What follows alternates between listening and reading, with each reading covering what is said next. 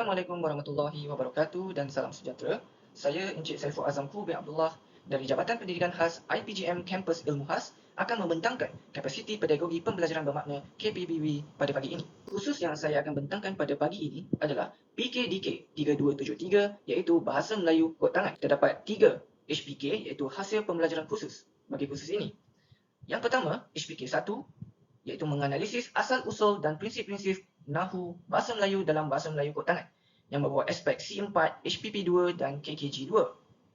Sementara itu, HPK2 adalah demonstrasi kemahiran menggunakan Bahasa Melayu Kod Tangan untuk murid kurang upaya pendengaran secara ekspresif dan reseptif yang membawa kepada aspek A1, P2, HPP3, HPP4 dan KMI6. Manakala yang terakhir adalah HPK3 iaitu menghasilkan satu bahan bacaan menggunakan Bahasa Melayu Kod Tangan untuk murid kurang upaya pendengaran yang membawa kepada aspek C6, A1, HPP2, HPP6, KKG1, KKG5 dan KMD2. Bagi kursus saya ini, KPBB yang saya akan laksanakan adalah secara stand-alone. Seterusnya adalah idea utama bagi kursus saya iaitu PKDK 3273. Big idea bagi kursus ini adalah breaking barriers with science. Kita pergi pula kepada apakah essential question bagi kursus ini. Terdapat 3 essential question iaitu EQ kepada kursus ini. Iaitu yang pertama, apakah asal-usul dan prinsip pembinaan BMKT? Yang kedua, apakah elemen penting dalam kemahiran berisyarat? Dan yang akhir sekali yang ketiga, apakah bahan bacaan yang boleh dicipta menggunakan BMKT untuk murid kurang upaya pendengaran? Dalam kursus PKDK 3273 ini, sebenarnya terdapat 3 tugasan yang perlu dilakukan oleh pelajar. Iaitu tugasan pertama adalah penghasilan folio bagi asal-usul BMKT. Namun, bagi tugasan yang perlu di KPBB-kan pada kali ini adalah tugasan 2 dan tugasan 3. Iaitu, tugasan 2 yang membawa markah sebanyak 30 markah. Iaitu mempersembahkan bahan bacaan bertemakan keluargaku yang dipilih daripada tugasan 3 menggunakan BMKT dan bersoal jawab dengan penilai. Seterusnya adalah tugasan 3 yang membawa markah sebanyak 40 markah, iaitu membina bahan bacaan berbentuk digital bagi mata pelajaran Bahasa Melayu bertemakan keluargaku menggunakan BMKT. Dalam tugasan kali ini, sebenarnya pelajar diminta untuk menghasilkan tugasan 3 terlebih dahulu, iaitu penghasilan bahan bacaan, sebelum mereka akan memilih dan menggunakan bahan bacaan tersebut untuk mempersembahkannya dalam bentuk bahasa isyarat. Jadi, bagi mencapai matlamat tersebut, perancangan pembelajaran secara backward design (CAP) telah dirangka. Iaitu yang pertama berkenaan dengan kurikulum C. Pelajar akan dapat menghasilkan karya kreatif bahan bacaan dengan penggunaan kod isyarat yang jelas dan tepat. Ini adalah hasrat yang ingin dicapai. Seterusnya adalah dari segi pentaksiran iaitu A, assessment. Bagaimanakah kita nak mengakses, kita nak melihat kebolehan murid tersebut? Iaitu melalui kreativiti bagaimana mereka modifikasikan bahan bacaan tersebut, kebijaksanaan perancangan mereka dan keupayaan melaksanaan kefahaman. Iaitu projek dan kemahiran BMKT. Dan evidence yang kita boleh dapat adalah secara gambar, video dan slide persembahan mereka nanti. Yang seterusnya adalah dari segi pedagogi, iaitu P. Kita berhasrat agar mereka dapat menimba pengetahuan melalui perancangan dan kemahiran mencari bahan, menggunakan pengetahuan dan kefahaman untuk mengaplikasi serta membuat refleksi. Seterusnya, kita beralih kepada model reka bentuk pembelajaran.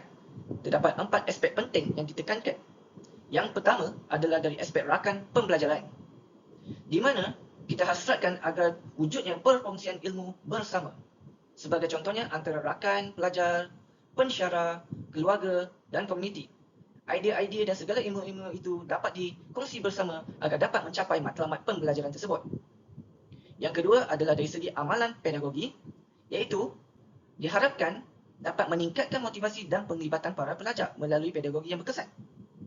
Segala reka bentuk tugasan, proses pembelajaran melalui projek, iaitu strategi scaffolding, pembelajaran kendiri, serta pembelajaran secara amali, lakonan semasa di dalam kelas adalah diharapkan memberi pengajaran dan pembelajaran yang bermakna kepada pelajar. Yang ketiga adalah dari segi pemanfaatan digital. Okay. Seperti yang kita tahu, penggunaan digital semakin rancak dalam dunia pendidikan zaman sekarang. Jadi, diharapkan penggunaan kemudahan digital dapat merancakkan lagi proses pembelajaran bagi pelajar-pelajar tersebut. Contohnya, pembelajaran akan dapat dilaksanakan pada bila-bila masa dan di mana-mana saja dengan penggunaan seperti Google Classroom, Google Slides dan penghasilan bahan-bahan seperti menggunakan Hazin, Flipbook, Canva dan sebagainya. Yang terakhir adalah aspek persekitaran pembelajaran. Okey. Dari aspek persekitaran pembelajaran, ianya adalah berpusatkan pelajar, bahan dan proses tugasan. Iklim pembelajaran yang bebas mengikut kesesuaian akan dapat dilaksanakan, iaitu sama ada secara maya atau bersemuka. Dan pelajar bebas untuk memberi pelbagai pandangan semasa dalam proses pembelajaran.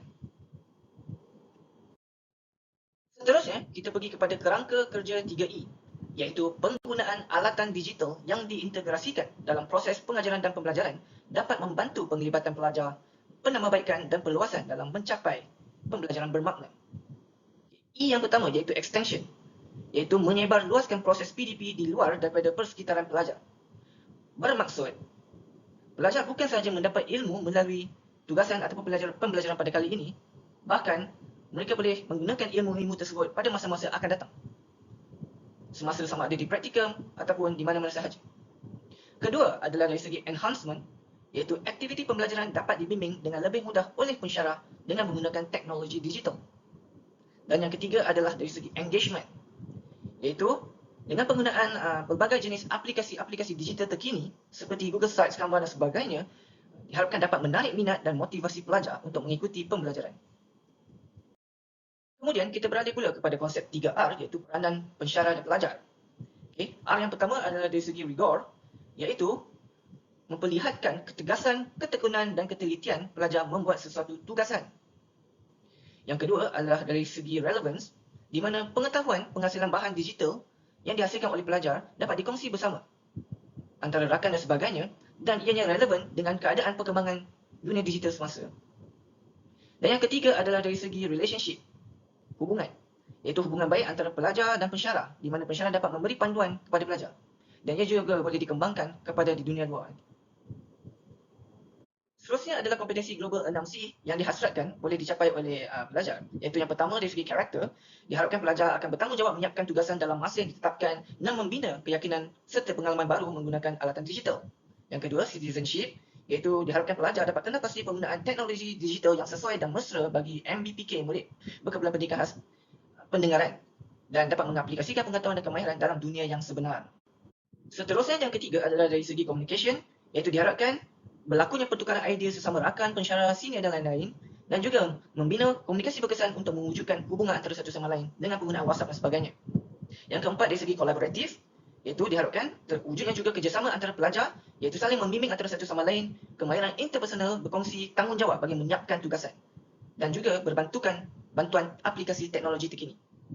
Seterusnya yang kelima dari segi kreativiti, iaitu kita mengambil kira pelbagai idea, kemahiran penggunaan elemen digital untuk menghasilkan produk digital yang menarik dengan adanya unsur-unsur visual, animasi, audio dan lain-lain. Dan yang terakhir adalah critical thinking, iaitu merujuk kepada kehendak seorang dan mengaitkan hubungan antara satu isi dengan isi yang lain dan berkongsi idea yang bernas untuk dipraktikkan bersama semasa persembahan karya kreatif. Jadi sebagai keseluruhannya, diharapkan tugasan KPBB yang dirancang ini dapat dilaksanakan dengan baik dan mencapai matlamat yang telah dikehendaki dan mencapai segala aspek-aspek yang telah dinyatakan seperti berikut. Jadi pelbagai aktiviti kaedah dan strategi yang dilaksanakan adalah diharapkan dapat diterapkan dan mencapai pembelajaran yang bermakna di kalangan pelajar bagi kegunaan mereka pada masa akan datang. Sekian sahaja persembahan dan pembintangan saya pada pagi.